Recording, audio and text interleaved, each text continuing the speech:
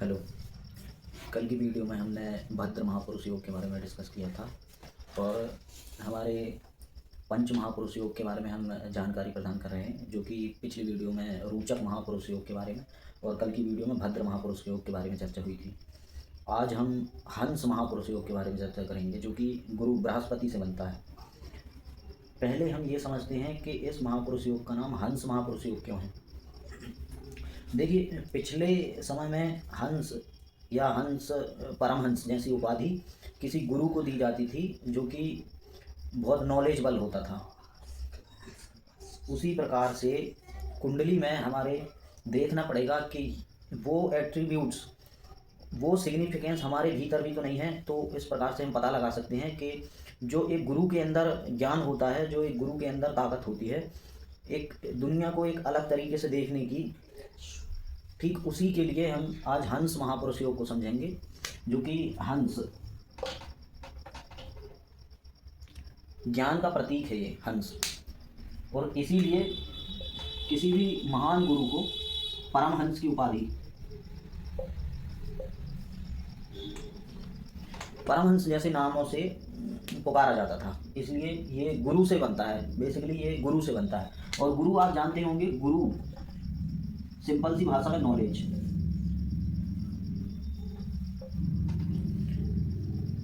पूरे संसार को, पूरे विश्व को एक अलग नज़रिए से देखना, एक नॉलेज के नज़रिए से देखना, एक साक्षी भाव के नज़रिए से देखना गुरु का काम रहता है। गुरु असल में पूरे संसार को, हर चीज़ को, हर व्यक्ति को एक जीव की भांति देखता है, एक जीवन की भांति देखता है। इसलिए गुरु को ज्योतिष में असल में एक जीव कारक भी कहा गया है। और गुरु जहाँ पर भी बैठता है, जहाँ भी देखता है, असल में जहाँ बैठता है वहाँ तो भावनाश करता है, परंतु जहाँ भी देखता है इसे बोला जाता है इसकी अमृत दृष्टि है, इसकी दृष्टि में अमृत है। ये जहाँ भी देखेगा, जिस भी भाव को देखेगा, जिस भी प्लैनेट्स को देखेगा और जिस भी राशि को देखेगा, वहाँ पे ये अमृत की बरसात करेगा। असल में वहाँ पर ना बाकी प्लैनेट्स का, कोई किसी प्लैनेट्स का काम रहता है भावनाश करने का, या वहाँ से विच्छेद पैदा करने का, वहाँ पर परेशानी पैदा करने का। जहाँ भी वहाँ की प्लैनेट्स देखेंगे, उन सब के एट्रीब्यूट्स अलग अलग हो सकते हैं, परंतु गुरु का बेसिकली एट्रीब्यूट्स यही है कि वहाँ पे अमृत की बरसात करना, वहाँ पर विजडम प्रदान करना, नॉलेज प्रदान करना, और वहाँ पर एक फ्रीनेस देना और एक प्राइड प्रदान करना। असल में सूर्य को बस हम प्राइड के रूप में नहीं देखते हैं। सूर्य के बाद अगर देखा जाए तो सबसे ज़्यादा पावर जुपिटर के पास ही रहती है, गुरु के पास ही रहती है। सूर्य को हम असल में जानते हैं कि ये प्राइड का कारक है, ये घमंड का कारक है, ये आत्मसम्मान का कारक है। किसी मामले में, कई मामलों में ज़्यादातर बृहस्पति ही प्राइड का कारक है, बृहस्पति ही आत्मसम्मान का कारक है, क्योंकि ये नॉलेज है। और सूर्य जहाँ नहीं झुक सकता, जहाँ सूर्य को नहीं झुक सकता, वहाँ गुरु के सामने सूर्य भी झुकता है। कई केसों में, ज़्यादातर केसों में गुरु के सामने सूर्य राजा झुकता है। ये असल रीजन है प्राइड का कारक। अब गुरु को हम और आगे समझेंगे। हंस महापुरुष योग बनने के लिए ठीक वैसी ही शर्तें जरूरी हैं जैसी शर्तें हम पिछले भद्र महापुरुष योग और रोचक महापुरुष योग में समझे थे। पहली शर्त यही है कि ये केंद्र में हो। दूसरी शर्त है ये या तो स्वयं की राशि का हो या तो अपने उच्च की राशि का हो। और तीसरी शर्त ये है कि इसके पास बल हो। मेनली ये तीन शर्तें पूरी होनी चाहिए, और बाकी बहुत सारी शर्तें हैं जो कि हम आगे चल के डिस्कस करेंगे। ये तीन शर्तें होना जरूरी है, केंद्र में हो। पंचम नवम को हम अभी कंसीडर नहीं कर रहे हैं, यहाँ पर कोई भी महापुरुष योग नहीं बनता। हालांकि बहुत बड़े बड़े राजयोग बनते हैं पंचम नवम से। असल में वैसे सेकंड हाउस और फिफ्थ हाउस में ये उच्च के समान प्रभाव देता है, पर अभी हम केंद्र में डिस्कस करेंगे। केंद्र में महापुरुष योग बनता है और जुपिटर से जो महापुरुष योग बनता है उस पर डिस्कस करेंगे। पहली शर्त केंद्र में हो, दूसरी शर्त या तो स्वयं की राशि में हो या तो उच्च की राशि। अब इसकी स्वयं की राशि कौन कौन सी हैं? 9, धनु और मीन। इसकी उच्च की राशि है 4 नंबर की, कर्क, धनु, मीन। ये इसकी स्वयं की राशियां हैं और ये इसकी उच्च की राशि है। कहीं पर भी यहाँ पर अगर धनु लगन है तो धनु लगन में यहाँ से 9, 10, 11 और ये 12, यहाँ पर भी बन सकता है महापुरुष योग, यहाँ पर भी बन सकता है। अब मान लीजिए ये तो हो गई इसकी स्वयं की राशि। इन 4 घरों में, इन 4 हाउसेस में कहीं पर भी 4 नंबर लिखा है, 9 नंबर लिखा है, 12 नंबर लिखा है, 4 नंबर, 9 नंबर, 12 नंबर,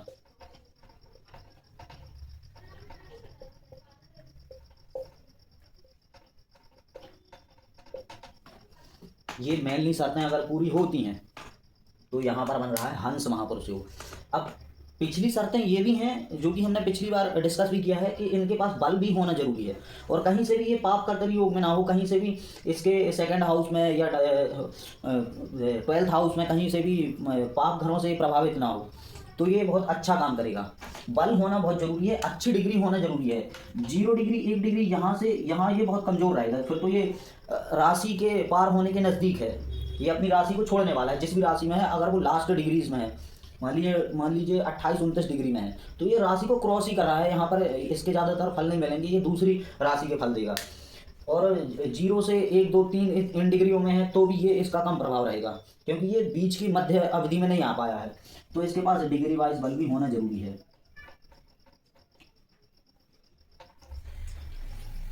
अब देखिए, हम समझते हैं जुपिटर को, असल में गुरु को। ये हंस महापुरुष योग बनता है तो क्या प्रभाव मिलते हैं व्यक्ति में, क्या प्रभाव देखे जा सकते हैं। असल में जब भी जुपिटर से कोई भी राजयोग, या जुपिटर कहीं से आत्मकारक भी बनता है, या इसके पास डिग्री रहती है, अगर इस जुपिटर में किसी भी प्रकार का राजयोग नहीं भी बन रहा है पर इसके पास बल है और ये कहीं से भी पाप पीड़ित नहीं है, तो कॉमन चीज़ें जो व्यक्ति में देखने को मिलेगी, वो बहुत ज्ञानी रहेगा, बहुत बहुत ज़्यादा नॉलेजेबल रहेगा।